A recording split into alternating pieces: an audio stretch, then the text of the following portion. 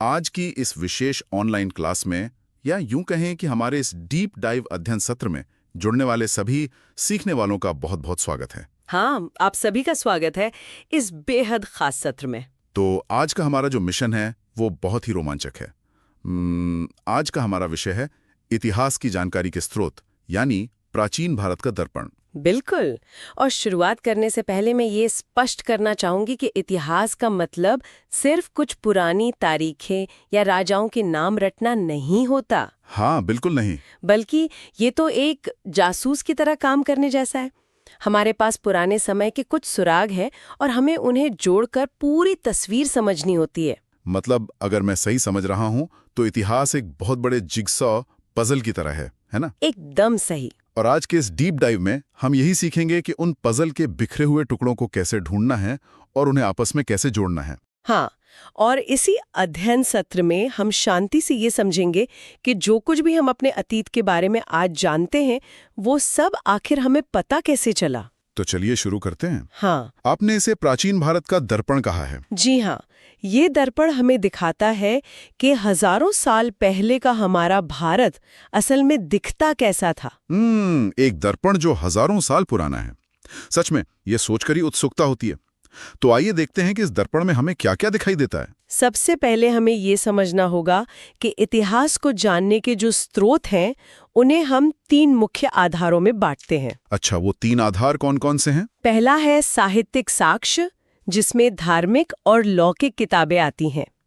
दूसरा है विदेशी विवरण, जो बाहर से आए यूनानी, चीनी या अरबी यात्रियों ने लिखा। और तीसरा है पुरातात्विक साक्ष्य। पुरातात्विक साक्ष्य मतलब जो जमीन से मिलता है? हाँ, जैसे कि अभिलेख, सिक्के और पुराने स्मारक। लेकिन एक सवाल है, हमें इन 3 अलग-अलग स्रोतों की क्या जरूरत है? मतलब क्या कोई एक पुरानी किताब काफी नहीं थी इतिहास जानने के लिए? ये बहुत ही लाजमी सवाल है। लेकिन सोचिए, अगर कोई राजा अपनी ही किताब लिखवा रहा है तो वो अपनी बुराई क्यों लिखेगा? हाँ, वो तो सिर्फ अपनी तारीफ ही करवाएगा। बिल्कुल। इसीलिए हमें क्रॉस वेरिफिकेशन की जरूरत पड़ती है। अगर कोई राजा अपनी किताब में खुद को महान बता रहा है तो विदेशी यात्री की डायरी या जमीन में दबे सिक्के उसकी अर्थव्यवस्था की असली सच्चाई बता देते हैं। वाह, तो ये क्रॉस वेरिफिकेशन का फंडा है। तो चलिए सबसे पहले साहित्यिक साक्ष्य की तरफ चलते हैं। शुरुआत तो वेदों से ही होती है ना? जी, ब्राह्मण साहित्य में वेद सबसे महत्वपूर्ण है और इसमें सबसे प्राचीन है ऋग्वेद। इसके बारे में कुछ खास बातें जो हमें जाननी चाहिए? इसमें 10 मंडल और 1028 सूक्त हैं। सबसे दिलचस्प बात यह है कि इसके 10वें मंडल में चातुर्वर्ण्य समाज का जिक्र है और हमारा प्रसिद्ध गायत्री मंत्र भी इसी में है। अच्छा, और बाकी 3 वेद? ऋग्वेद के बाद आता है यजुर्वेद। इसमें मुख्य रूप से यज्ञों के नियम बताए गए हैं और ये गद्य और पद्य दोनों में लिखा गया है। कृष्ण और शुक्ल शाखाएं, सही। एकदम सही। फिर आता है सामवेद। इसे भारतीय संगीत का जनक माना जाता है। जो इसे गाता था उसे उद्गाता कहा जाता था। अरे वाह, तो अगर आज की भाषा में कहूं तो सामवेद प्राचीन भारत की पहली संगीत में स्पॉटिफाई प्लेलिस्ट थी। हाँ, आप ऐसा बिल्कुल कह सकते हैं। और आखिर में आता है अथर्ववेद। इसमें क्या है? इसमें आम इंसान की जिंदगी से जुड़ी चीजें हैं, जैसे रोग निवारण, जादू टोना, और इसमें सभा और समिति को प्रजापति की 2 पुत्रियां कहा गया है। मतलब ये तो उस समय का पूरा मेडिकल और साइकोलॉजिकल जर्नल ही हो गया। बिल्कुल। अब वैदिक साहित्य के विकास क्रम को समझना भी बहुत जरूरी है। ये सफर सिर्फ वेदों तक सीमित नहीं रहा। तो वेदों के बाद क्या हुआ? ज्ञान का विकास आगे बढ़ा। वेदों के बाद आए आरण्यक। ये वो रहस्यवादी ग्रंथ थे जिन्हें जंगलों में रचा गया। वन में। हाँ, फिर आए ब्राह्मण ग्रंथ जो वेदों की बहुत सरल गद्य व्याख्या थे, जैसे ऐतिरेय या शतपथ। और अंत में सफर पहुंचा उपनिषदों तक।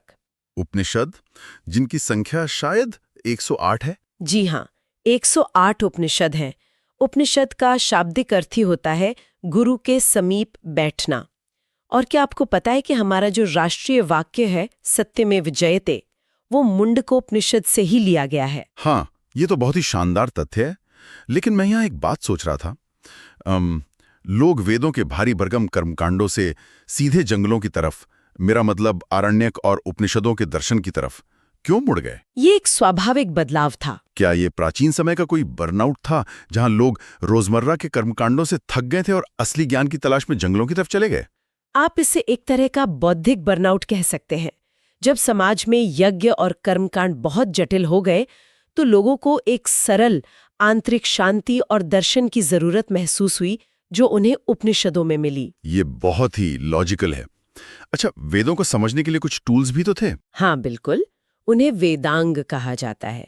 ये 6 हैं: शिक्षा, कल्प, व्याकरण, निरुक्त, छंद और ज्योतिष। ये वेदों को सही तरीके से समझने की टूल किट है। और इनके अलावा कुछ सूत्र और स्मृतियां भी तो हैं? जी, सूत्र साहित्य में शुल्व सूत्र बहुत खास है, जो विशेष रूप से ज्योमेट्री से जुड़ा है। एक मिनट, तो शुल्व सूत्र मूल रूप से एक ज्योमेट्री की क्लास है? हाँ, यज्ञ की वेदियों को बनाने के लिए सटीक माप की जरूरत होती थी। यह बहुत दिलचस्प है। यानी उस समय धर्म और गणित एक दूसरे से पूरी तरह जुड़े हुए थे। बिल्कुल जुड़े थे। और स्मृतियों में सबसे प्राचीन मनुस्मृति है, जो शुंग काल में लिखी गई, और नारद स्मृति गुप्त काल से जुड़ी है, जो उस समय के कानून बताती हैं। समझ गया। अब अगर हम आम जनता की बात करें तो रामायण और महाभारत का नाम सबसे पहले आता है। हाँ, ये हमारे 2 महान महाकाव्य हैं। रामायण वाल्मीकि जी द्वारा रचित है, जिसमें 24,000 श्लोक हैं, और महाभारत वेद व्यास जी ने लिखा है। महाभारत के बारे में मैंने सुना है कि ये शुरुआत में इतना बड़ा नहीं था। सही सुना है आपने। इसके विकास का सफर बहुत दिलचस्प है। शुरुआत में इसे जय संहिता कहा जाता था। तब इसमें श्लोक कम थे। हाँ, फिर इसका विस्तार हुआ तो ये भारत कहलाया, और जब इसमें 1,00,000 श्लोक हो गए तब जाकर इसका नाम महाभारत पड़ा। 1,00,000 श्लोक? ये तो किसी ओपन सोर्स प्रोजेक्ट जैसा लगता है। Open source project? हाँ, जहां कई पीढ़ियों ने आकर अपने अपने कोड और कहानियां इसमें जोड़ दी और समय के साथ इसे इतना विशाल बना दिया। ये एनालॉजी एकदम सटीक बैठती है। और महाकाव्यों के बाद आते हैं पुराण, जिनकी संख्या 18 है। पुराण हमें क्या बताते हैं? ये अलग अलग राजवंशों का इतिहास बताते हैं। जैसे विष्णु पुराण हमें मौर्य वंश की जानकारी देता है, मत्स्य पुराण आंध्र सातवाहन वंश की, और वायु पुराण से हमें गुप्त वंश के बारे में पता चलता है। ये तो ब्राह्मण साहित्य की बात हो गई। क्या कुछ गैर ब्राह्मण साहित्य भी है जो इतिहास बताता है? बहुत बड़ी मात्रा में है। बौद्ध और जैन साहित्य हमारे लिए खजाना है। और यहाँ एक बहुत बड़ा बदलाव आता है भाषा का। कैसा बदलाव? बौद्ध साहित्य मुख्य रूप से पाली भाषा में लिखा गया। इसमें त्रिपिटक है, जातक कथाएं हैं, और श्रीलंका का इतिहास बताने वाले दीपवंश और महावंश है। और जैन साहित्य? जैन साहित्य प्राकृत भाषा में है। इसमें 12 अंग वाले आगम, भद्रबाहु का कल्पसूत्र और भगवती सूत्र शामिल है। यहाँ भाषा का बदलना बहुत महत्वपूर्ण लग रहा है मुझे। आप ऐसा क्यों सोचते हैं? क्योंकि संस्कृत से हटकर पाली और प्राकृत का इस्तेमाल करना वैसा ही है जैसे कोई कठिन कानूनी भाषा को छोड़कर आम बोलचाल की हिंदी में बात करना शुरू कर दे, ताकि हर आम इंसान उस बात को समझ सके। बिल्कुल, ये ज्ञान को आम जनता तक पहुंचाने का तरीका था। एक बहुत ही शानदार बौद्ध ग्रंथ है मिलिंद पन्हो, जिसमें यूनानी राजा मिनांडर और बौद्ध भिक्षु नागसेन के बीच का संवाद है। वाह! तो क्या इसके अलावा कोई लौकिक साहित्य भी है जो धर्म से अलग हो? हाँ, ऐतिहासिक और लौकिक साहित्य। इसमें कल्हण की राजतरंगिनी है, जो सीधे तौर पर कश्मीर का इतिहास बताती है। बाणभट्ट का हर्षचरित है। और चाणक्य का अर्थशास्त्र भी तो इसी में आएगा। एकदम सही। चाणक्य का अर्थशास्त्र मौर्य काल की राजनीति और प्रशासन पर सबसे बड़ी किताब है। इसके अलावा व्याकरण के लिए पतंजलि का महाभाष्य और पाणिनि की अष्टाध्यायी भी बहुत अहम है। मतलब तो अर्थशास्त्र प्राचीन काल का MBA और पॉलिटिकल साइंस का मैनुअल हो गया, और अष्टाध्यायी उस समय की डिक्शनरी या ग्रामर रूल बुक है। हाँ, बिल्कुल ऐसे ही समझ सकते हैं। अब साहित्य से थोड़ा आगे बढ़ते हैं और उन लोगों की बात करते हैं जो बाहर से भारत आए। विदेशी यात्रियों के विवरण? जी, इसमें सबसे पहले यूनानी और रोमन लेखकों का नाम आता है। इतिहास के पिता कहे जाने वाले हेरोडोटस ने 5वीं सदी ईसा पूर्व में हिस्टोरिका लिखी थी। और मेगास्थनीज भी तो था। हाँ, मेगास्थनीज चंद्रगुप्त मौर्य के दरबार में सेल्यूकस का राजदूत था। उसने इंडिका लिखी। इसके अलावा टॉलमी ने भारत का भूगोल लिखा और प्लिनी ने नेचुरल हिस्ट्री। मेगास्थनीज की इंडिका पर मुझे थोड़ा डाउट है। डाउट? किस तरह का? देखिए, अगर मेगास्थनीज एक एम्बेसडर या राजदूत था, तो क्या उसकी किताब इंडिका मौर्य वंश के लिए सिर्फ एक शानदार पीआर रिपोर्ट नहीं रही होगी? एक इतिहासकार के रूप में हम उस पर कितना भरोसा कर सकते हैं? आप बिल्कुल सही दिशा में सोच रहे हैं। क्योंकि वो तो अपने राजा के सामने भारत की अच्छी तस्वीर ही पेश करना चाहेगा ना। हाँ, और उसे भारत की बहुत सी जमीनी सच्चाइयों और यहाँ की संस्कृति की गहरी समझ नहीं थी। इसीलिए हम सिर्फ एक स्रोत पर निर्भर नहीं रहते, क्रॉस वेरिफिकेशन करते हैं। अच्छा, चीनी यात्रियों का विवरण कैसा है? चीनी यात्रियों में फाहियान का नाम प्रमुख है, जो चंद्रगुप्त द्वितीय के समय आया था। उसने फोक्यो की लिखी और फिर हर्षवर्धन के समय में ह्वेनसांग आया। ह्वेनसांग तो नालंदा विश्वविद्यालय में पढ़ा भी था ना? जी, उसने सीयू की लिखी और नालंदा के बारे में बहुत विस्तार से बताया। ह्वेनसांग तो नालंदा का अल्टीमेट फॉरेन एक्सचेंज स्टूडेंट था, जो हर चीज के एकदम बारीकी से नोट्स बना रहा था। हाँ, उसके नोट्स बहुत काम आए। और अरबी यात्रियों में अलबरूनी बहुत मशहूर है, जो महमूद गजनवी के समय आया था। उसने कौन सी किताब लिखी? उसने किताबुल हिंद लिखी, जिसमें भारत के खगोल विज्ञान और समाज पर गहरी चर्चा है। 7वीं सदी में एक और चीनी यात्री इत्सिंग भी आया था। तो ये विदेशी नजरिया हो गया। लेकिन सबसे ठोस सबूत तो वो होंगे जो पत्थरों पर लिखे गए हैं, जिन्हें बदला नहीं जा सकता। बिल्कुल। अब हम पुरातात्विक साक्ष्य पर आते हैं, जिसमें अभिलेख या इंस्क्रिप्शन सबसे अहम है। इसके अध्ययन को शायद एपिग्राफी कहते हैं। हाँ, एपिग्राफी। विश्व का सबसे प्राचीन अभिलेख 1400 ईसा पूर्व का बोगस गॉय है, जिसमें वैदिक देवताओं का जिक्र मिलता है। और भारत में? भारत में सबसे महत्वपूर्ण है सम्राट अशोक के अभिलेख। ये ब्राह्मी, खरोष्टी, ग्रीक और अरमाइक लिपियों में मिले हैं। लेकिन एक सेकंड, 1837 में जेम्स प्रिंसेप ने इन लिपियों को पहली बार पढ़ा था, है ना? जी हाँ, बिल्कुल सही। जेम्स प्रिंसेप ने ही इसे डिकोड किया था। ये सच में हैरान करने वाला है। मतलब हजारों सालों तक लोग अशोक के खंभों के पास से गुजरते रहे और किसी को कोई आइडिया ही नहीं था कि उन पर क्या लिखा है, जब तक जेम्स प्रिंसेप ने उस कोड को क्रैक नहीं किया। इतिहास में ऐसा ही होता है। जब प्रिंसेप ने इसे पढ़ा, तब हमें पता चला कि जिन अभिलेखों पर पियदसी लिखा है, वो असल में महान सम्राट अशोक हैं। क्या कुछ और भी महत्वपूर्ण अभिलेख हैं जिनके बारे में हमें जानना चाहिए? हाँ, कई हैं। जैसे समुद्रगुप्त की प्रयाग प्रशस्ति, जिसे हरिशेन ने लिखा था। रुद्रदामन का जूनागढ़ अभिलेख, जो संस्कृत का पहला बड़ा अभिलेख है। और दक्षिण के राजाओं का भी कुछ है? बिल्कुल। पुलकेशिन द्वितीय का ऐहोल अभिलेख, जो हर्षवर्धन के साथ उसकी युद्ध के बारे में बताता है। खारवेल का हाथी गुम्फा अभिलेख है, जिसमें पहली बार भारतवर्ष का जिक्र हुआ है। अच्छा, भारतवर्ष का पहला जिक्र। हाँ, और स्कंदगुप्त का भीतरी स्तंभलेख भी है, जो हूणों के आक्रमण की जानकारी देता है। मैं फिर से प्रयाग प्रशस्ति के बारे में सोच रहा हूँ। ये तो समुद्रगुप्त का प्राचीन लिंक्डइन प्रोफाइल लगता है। LinkedIn profile? वो कैसे? मतलब जिसे उसके दरबारी हरिशेन ने उसकी सारी विजय गाथाओं और स्किल्स को एकदम हाईलाइट करने के लिए लिखा था, ताकि सबको पता चले कि वो कितना महान है। ये तुलना बहुत मजेदार है और काफी हद तक सच भी है। राजा अपनी उपलब्धियों को पत्थरों पर इसलिए लिखवाते थे ताकि आने वाली पीढ़ियां उन्हें याद रखें। तो पत्थरों के बाद अब सिक्कों की बात करते हैं। सिक्कों से हमें क्या पता चलता है? सिक्कों के अध्ययन को न्यूमिस्मेटिक्स कहते हैं।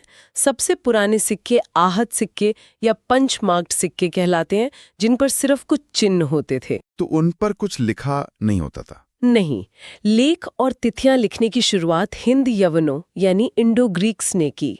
उन्होंने ही भारत में सबसे पहले सोने के सिक्के भी चलाए। और सबसे शुद्ध सोने के सिक्के किसने चलाए? कुषाणों के सोने के सिक्के सर्वाधिक शुद्ध माने जाते हैं। लेकिन अगर हम मात्रा की बात करें, तो गुप्त काल में सबसे ज्यादा स्वर्ण मुद्राएं जारी की गई। गुप्त काल के सिक्कों में मैंने सुना है कि समुद्रगुप्त को वीणा बजाते हुए दिखाया गया है। जी हाँ, बिल्कुल। और ये बहुत खास है, क्योंकि ये हमें बताता है कि वो सिर्फ एक योद्धा नहीं था, बल्कि उसे संगीत से भी बहुत प्रेम था। देखा जाए तो सिक्के उस समय का इंस्टाग्राम थे। अच्छा सिक्कों को इंस्टाग्राम कैसे कह सकते हैं? क्योंकि समुद्रगुप्त द्वारा खुद को वीणा बजाते हुए सिक्के पर छपवाना अपनी कलात्मक छवि या आर्टिस्टिक साइड को पूरे साम्राज्य के सामने फ्लॉन्ट करने का एक तरीका ही तो था, जैसे आज लोग इंस्टाग्राम पर अपनी हॉबीज फ्लॉन्ट करते हैं। यह वाकई एक बहुत ही नया और रोचक नजरिया है, इतिहास को आज के समय से जोड़कर देखना। तो अब हमारे पास क्या बचता है? इमारतें और स्मारक। हाँ, स्मारक, भवन और चित्रकला, सिंधु घाटी सभ्यता की बात करें तो उनका नगर नियोजन और विशाल स्नानागार दिखाता है कि वे कितने उन्नत थे। और मंदिर? मंदिरों की मुख्य रूप से 3 शैलियां हैं। उत्तर भारत में नागर शैली, दक्षिण भारत में द्रविड़ शैली। और क्या इन दोनों का कोई मिक्सचर भी था? बिल्कुल, इन दोनों के मिश्रण से बेसर शैली बनी।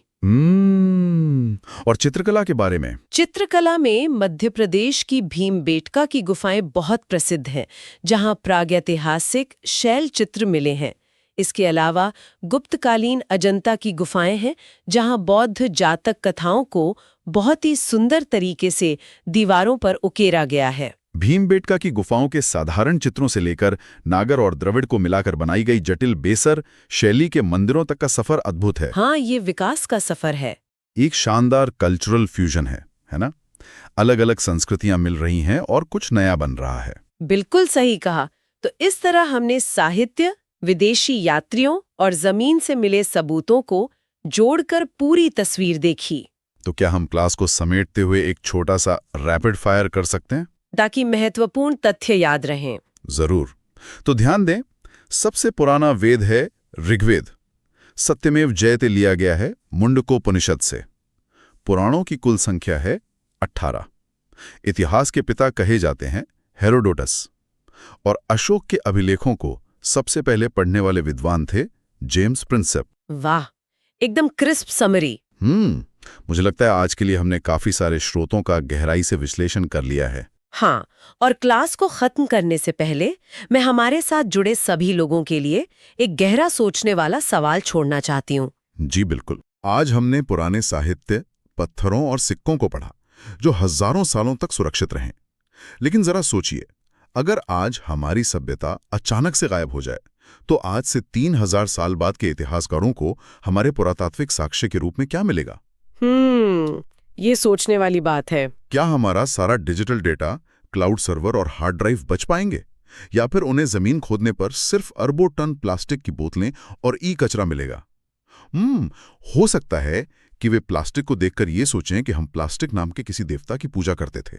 ये बहुत ही डराने वाला लेकिन एकदम वास्तविक विचार है। हाँ, तो इसी विचार के साथ एक ऑनलाइन क्लास की तरह हम आज के इस अध्ययन सत्र को यहीं रोकते हैं। इस डीप ड्राइव एक्सप्लोरेशन में हमारे